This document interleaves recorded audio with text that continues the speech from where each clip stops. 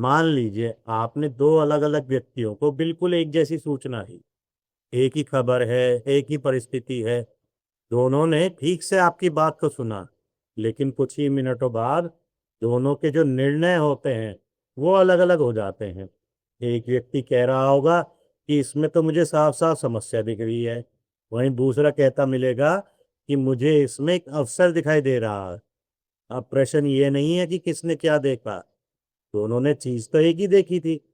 प्रश्न ये है कि एक ही जानकारी से दो अलग अलग निष्कर्ष कैसे निकले। यहीं से जीवन में बुद्ध की आवश्यकता सामने आती है कि जीवन में केवल जानकारी होना पर्याप्त नहीं है। जानकारी को समझना, तुलना करना, जोड़ना, अलग करना, प्रश्न उत्तर करना और अंततः निर्णय के योग्य बनाना, इन सब के लिए एक विशेष शक्ति की आवश्यकता है। और वह शक्ति है बुध, यानी कि मरकरी। नमस्कार, ड्रीम क्रॉसरूम में आपका स्वागत है। वैदिक ज्योतिष में बुध को केवल बुद्धि का ग्रह कहना पर्याप्त नहीं है। बुध उस क्षमता का प्रतिनिधित्व करता है जिसके द्वारा व्यक्ति जानकारी ग्रहण करता है, समझता है, तुलना करता है, तर्क करता है, फिर निष्कर्ष निकालता है और उसे व्यक्त करता है। इसीलिए बुध के जो मुख्य क्षेत्र हैं ज्योतिष में, उन्हें बुद्धि, तर्क, विवेक, गणना, विश्लेषण, भाषा, वाणी, लेखन, शिक्षा, संवाद और व्यापार आदि कौशल आदि बताया गया है। बुध का स्वभाव परिस्थिति के अनुसार ढलने वाला है और इसी कारण से ज्योतिष में बुध को नपुंसक ग्रह कहा गया है। इसका ये अर्थ बिल्कुल नहीं है कि बुध कमजोर है या उसमें कोई कमी है। इसका अर्थ ये है कि बुध जिस राशि में होगा, जिस ग्रह के साथ होगा, जैसे वातावरण से जुड़ेगा, उसके गुणों को ग्रहण करके उसी के अनुसार परिणाम देने की क्षमता रखता है बुध। इसी कारण बुध को समझते समय केवल यह देखना पर्याप्त नहीं है कि बुध कैसा है, यह भी देखना पड़ता है कि बुध किसके साथ है, किस वातावरण में काम कर रहा है। बहुत जरूरी है इन बातों को समझना। अच्छा, अब एक और बात आपको बताता हूँ कि बुध की सबसे प्रमुख जो पहचान है वह समझने की क्षमता है। लेकिन बुद्धि के भी अलग अलग स्तर हैं। किसी व्यक्ति की स्मरण शक्ति अच्छी हो सकती है तो किसी की गणना तेज हो सकती है। वहीं कोई व्यक्ति बहुत अच्छा विश्लेषण कर सकता है तो कोई बहुत अच्छी तरह अपनी बात को समझा सकता है। इन सभी में बुध की अलग अलग अभिव्यक्तियां दिखाई देती हैं। इसीलिए बुध को केवल पढ़ाई का ग्रह कह देना अधूरा है। बुध यह बताता है कि व्यक्ति जानकारी के साथ काम कैसे करता है। चलिए आगे बढ़ते हैं और बुध के बारे में और बातें जानते हैं। यहाँ एक बात बहुत ध्यान से समझिएगा कि तर्क का अर्थ केवल बहस करना नहीं होता। तर्क का अर्थ है एक बात से दूसरी बात तक सही संबंध बनाना। उदाहरण के लिए, यदि यह कारण है तो इसका परिणाम क्या होगा। यदि यह तथ्य सही है तो इसका निष्कर्ष क्या निकलता है। यही तो बुध की विश्लेषणात्मक क्षमता है। इसीलिए बुध का संबंध लॉजिक, रीजनिंग और एनालिसिस के स्वाभाविक रूप में बनता है। याद रखिएगा, बुध केवल बोलने का ग्रह नहीं है। बुध विचार को शब्द देने की क्षमता वाला ग्रह है। इसीलिए बुध से जुड़े जो विषय हैं वो हैं बोलना, सुनना, पढ़ना, लिखना, समझना, बातचीत करना, संदेश देना, सूचना का आदान प्रदान करना। हो सकता है एक व्यक्ति बहुत कुछ जानता हो, लेकिन यदि वह अपनी बात स्पष्ट रूप से सामने वाले तक नहीं पहुंचा सकता तो उसकी जो जानकारी का व्यवहारिक उपयोग है वो बहुत सीमित हो जाता है। इसीलिए कम्युनिकेशन बुध का ही एक बहुत महत्वपूर्ण क्षेत्र है। अब एक बात और समझिए, बुध मुख्यतः शिक्षा के उस प्रक्रिया को दर्शाता है जिसमें व्यक्ति जानकारी ग्रहण करता है, उसे समझता है और उसका उपयोग करना सीखता है। इसीलिए तो बुध के साथ जो विषय जुड़े हैं वो है अध्ययन करना, लेखन करना, पढ़ना, गणित, स्मरण, तर्क, प्रश्न पूछना और नई जानकारी सीखना। लेकिन शिक्षा को केवल डिग्री से नहीं जोड़ना चाहिए। बुद्ध की वास्तविक शक्ति सीखने और समझने की क्षमता है। यहीं से एक बात और सामने आती है, गणित में केवल समस्याएं नहीं होती, गणित में गणना करना, तुलना, तर्क, संबंध, निष्कर्ष निकालना, ये सभी होते हैं। और ये सभी तो बुद्ध के क्षेत्र हैं। इसी कारण बुद्ध का संबंध गणित से, हिसाब किताब से, लेखन से और व्यापारिक गणना से किया जाता है ज्योतिष में। आगे बढ़ते हैं, बुद्ध और व्यापार के बारे में जानते हैं। व्यापार में व्यक्ति को लगातार जानकारी के साथ काम करना पड़ता है।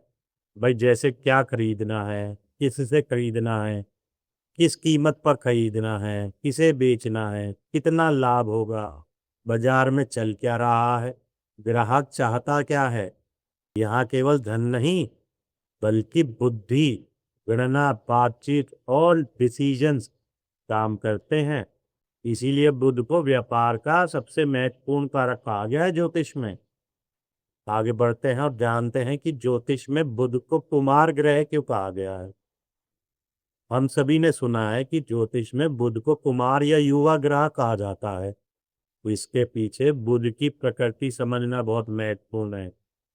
जैसे युवा मन होता है तो जल्दी सीखता है, प्रश्न करता है, नई चीजों में रुचि रखता है, परिस्थितियों के अनुसार बदलता है, प्रयोग करता है और जानकारी इकट्ठा करता है। ये सभी बातें ही तो बुद्ध की मूल प्रवृत्ति हैं। इसीलिए बुद्ध को युवा या कुमार ग्रह कहा जाता है। अब आगे बढ़ते हैं और बुध की दो जो राशियां हैं उनके बारे में कुछ बात करते हैं। बुध की जैसे दो राशियां हम जानते हैं, मिथुन और कन्या है। दोनों बुध की अलग अलग कार्यशैली को दर्शाती हैं। मिथुन में बुध की प्रवृत्ति होती है कि जानकारी लेना, प्रश्न करना, बातचीत करना, विविध विषयों को आपस में जोड़ना। वहीं कन्या में बुध की प्रवृत्ति बिल्कुल पलट जाती है। वहां पर बुध जानकारी को छांटता है, उस जानकारी को जांचता है, विश्लेषण करता है और फिर उसमें सुधार करता है। इसीलिए सरल रूप से मिथुन में बुध पूछता है और क्या, और वहीं कन्या में बुध पूछता है सही क्या।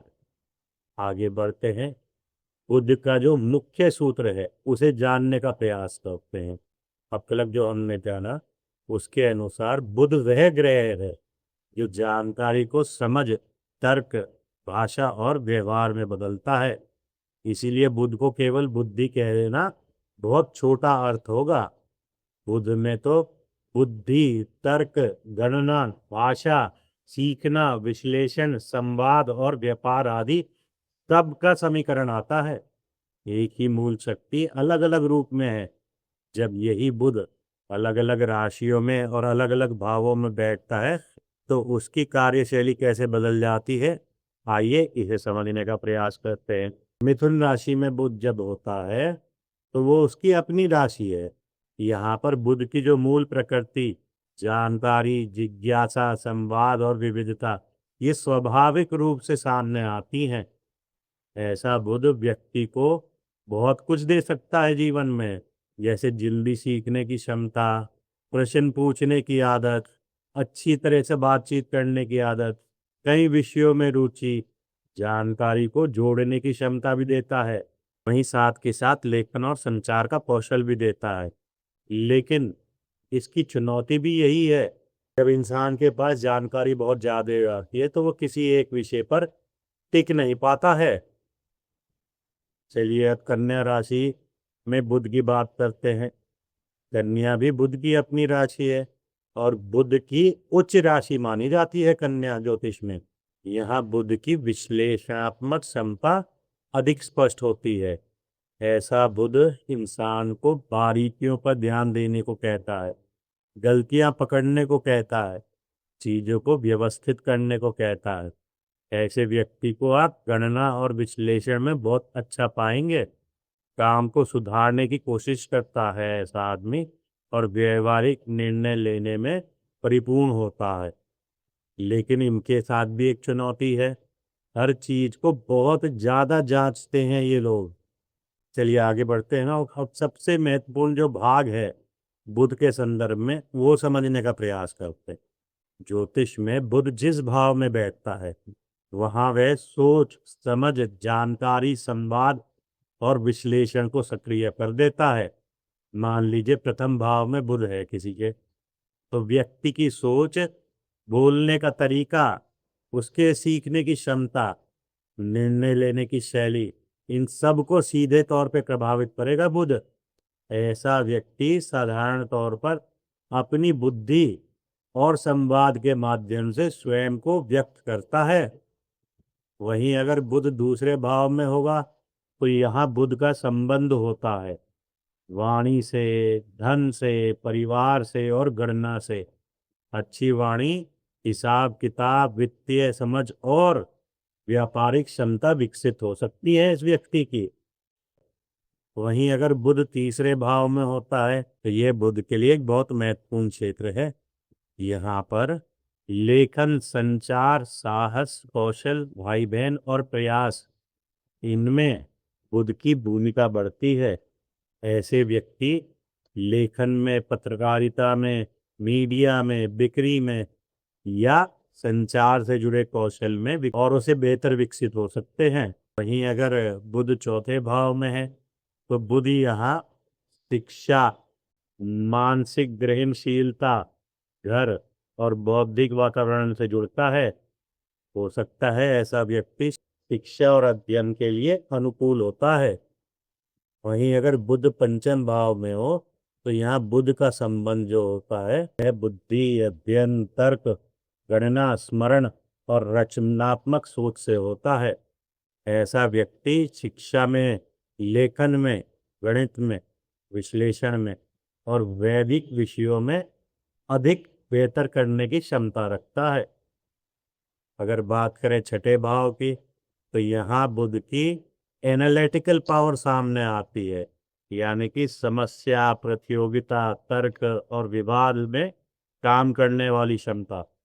ऐसा व्यक्ति समस्या को छोटे छोटे हिस्सों में बांटकर उसका समाधान खोजने में बहुत प्रवीण होता है।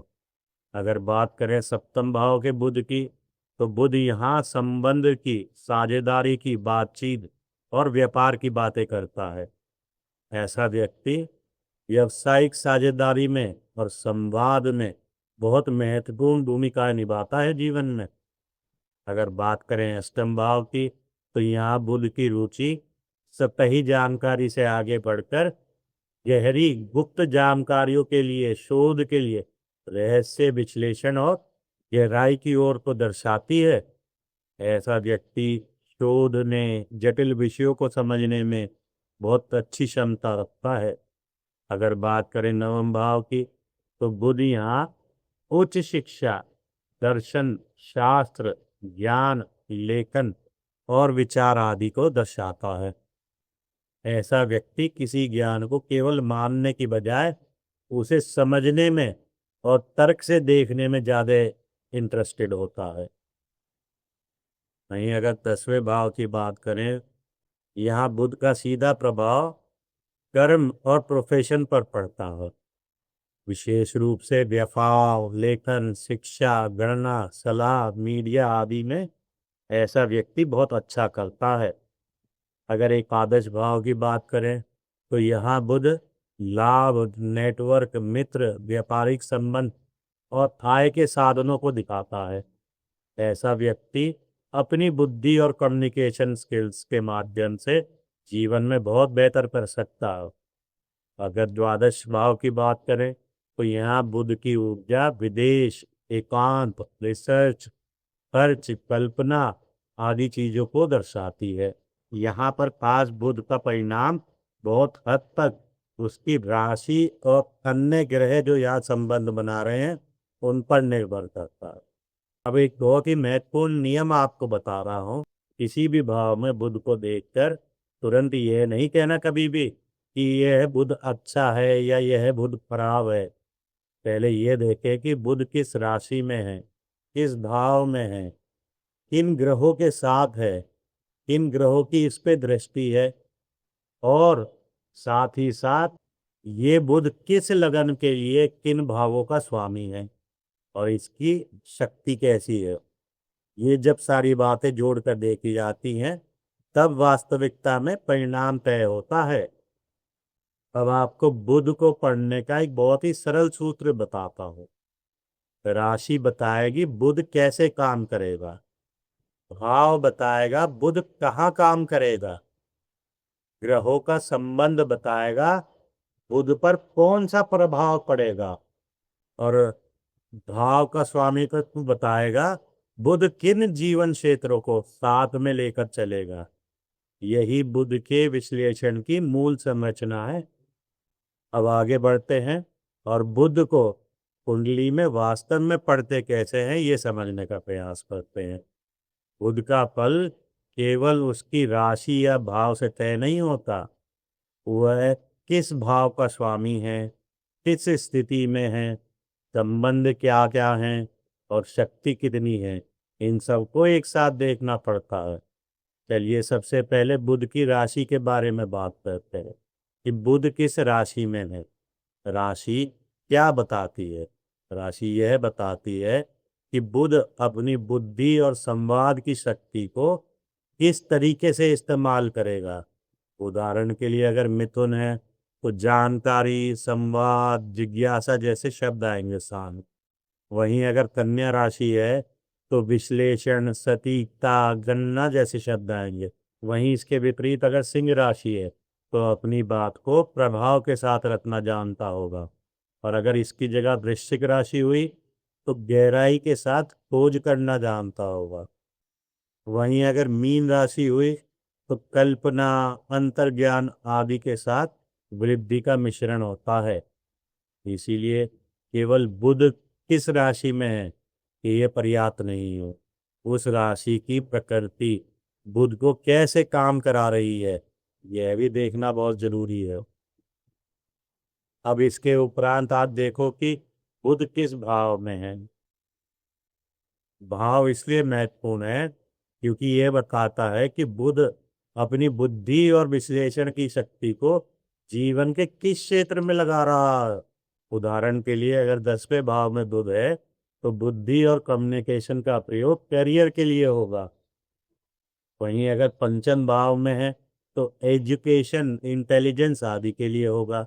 अगर सप्तम भाव में है तो बिजनेस, पार्टनरशिप, कम्युनिकेशंस आदि के लिए होगा। वहीं अगर एकादश यानी 11वें भाव में है, इनकम, नेटवर्किंग और कमर्शियल अपॉर्चुनिटीज में होगा। इसीलिए राशि बताती है कैसे और भाव बताते हैं कहाँ।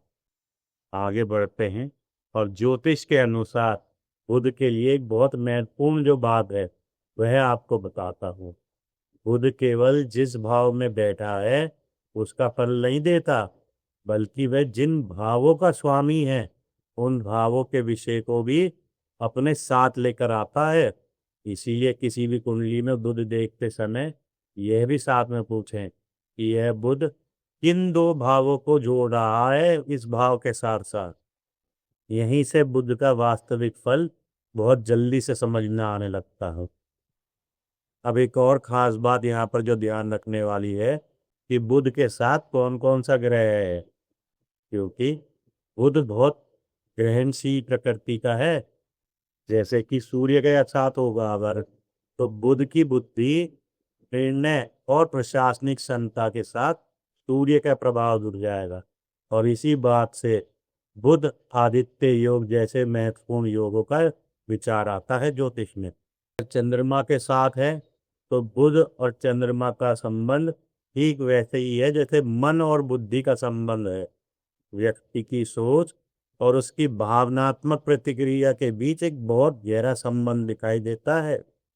वहीं अगर बुध मंगल के साथ हो तो यहाँ पर बुद्धि और क्रिया जुड़ जाते हैं।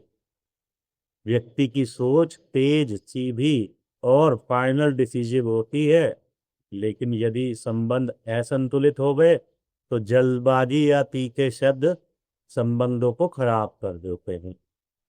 वहीं पर अगर बुध गुरु के साथ हुआ तो बुद्धि के साथ ज्ञान का संबंध बनता है। जैसे शिक्षा, सलाह, शास्त्र, दर्शन और ज्ञान की दिशा में बुद्ध की भूमिका बहुत बढ़ जाती है। अगर बुध शुक्र के साथ है तो यहाँ बुध की भाषा, कला, व्यापार, संबंध और रचनात्मक अभिव्यक्ति के साथ बुरी क्षमता सामने आती है। अगर शनि के साथ होगा तो व्यवहारिक, गंभीर, व्यवस्थित और धीमी लेकिन गहरी बातें आपको दिखाई देंगी इनके जीवन में। अब एक बहुत ही सरल फ्रेमवर्क आप याद रखिए, जब भी किसी कुंडली में बुध को देखें तो सबसे पहला स्टेप होना चाहिए बुध किस राशि में है, ये बताएगा बुध कैसे काम कर रहा हो। फिर स्टेप नंबर 2 आपका आना चाहिए बुध किस भाव में है, यहाँ से पता चलेगा बुध कहाँ पर काम कर रहा हो। फिर स्टेप 3 होना चाहिए किस भावों के स्वामी है, यानी कि यहाँ से पता चलेगा कौन कौन से जीवन के क्षेत्र आपके जुड़ रहे हैं। फिर स्टेप नंबर 4 होना चाहिए किन ग्रहों से संबंध है, यहाँ से पता चलेगा बुध की प्रकृति पर कौन सा प्रभाव पड़। स्टेप नंबर 5 में बुध कितना मजबूत है, यानी कि वह अपने कारक तत्वों को कितनी क्षमता के साथ दे सकता है जीवन में। तदुपरांत आता है स्टेप नंबर 6, जिसमें हम दशा और गोचर क्या कह रहे हैं ये जानते हैं, क्योंकि ये ही बताएंगे कि परिणाम कब और किस क्षेत्र में सक्रिय हो सकते हैं। बुध वह ग्रह है जो जानकारी को बुद्धि, तर्क, भाषा, व्यवहारिक निर्णय में बदलता है। चलिए आगे बढ़ते हैं। अब सूर्य ने हमें स्व दिया, चंद्रमा ने हमें अनुभव दिया, मंगल ने कर्म दिया, बुध ने समझ दी। लेकिन क्या जीवन केवल समझने और करने से चलता है? नहीं। मनुष्य को यह भी चाहिए कि वह किस चीज को मूल्यवान माने, उसे प्रेम करे, उसमें आनंद पाए, संबंध बनाए और जीवन से पूछे मुझे वास्तव में चाहिए क्या।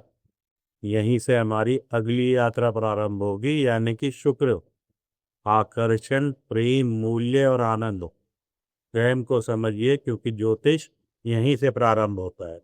नमस्कार।